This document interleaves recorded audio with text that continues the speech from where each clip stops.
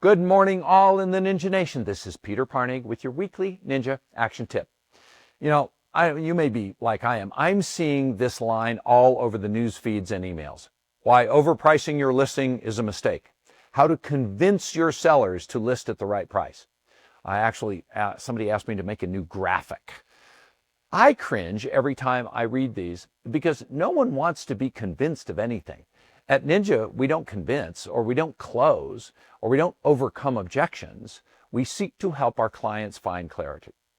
So why do sellers overprice their listings in the first place? Well, because it addresses one of their three greatest fears, leaving money on the table.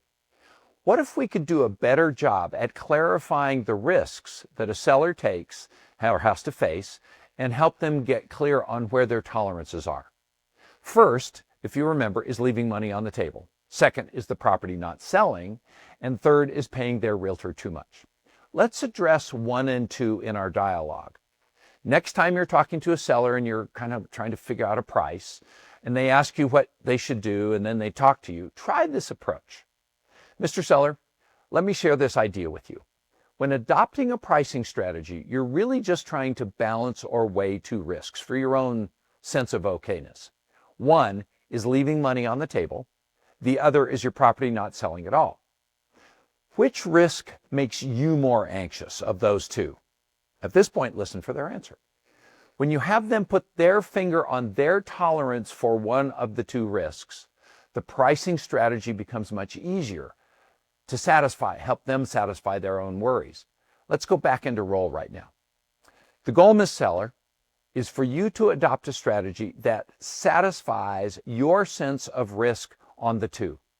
One thing that the market of the last 3 years has taught us is that buyers are comfortable paying at list price or even above when their fear of losing the property to another buyer is triggered. So which would you rather have, multiple offers or no offers? If you try $580,000, will that trigger multiple offers? And looking at the market, the homes most comparable to yours have sold between $550,000 and $560,000. If you price yours at $580,000, do you think that you might cause your house to not sell? And then sometimes they say, well, I can always come down. Yes, you're correct. You can always come down. But let me ask you this. When you're looking at properties as a purchaser, which triggers your fear of loss more? A property that is priced really competitively or a property that is priced above the competition? Going one step further, which property likely gets the higher price?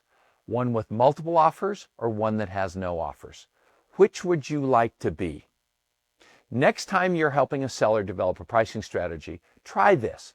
Don't go into your overpricing spiel, but help them get clear on how they're balancing the two risks.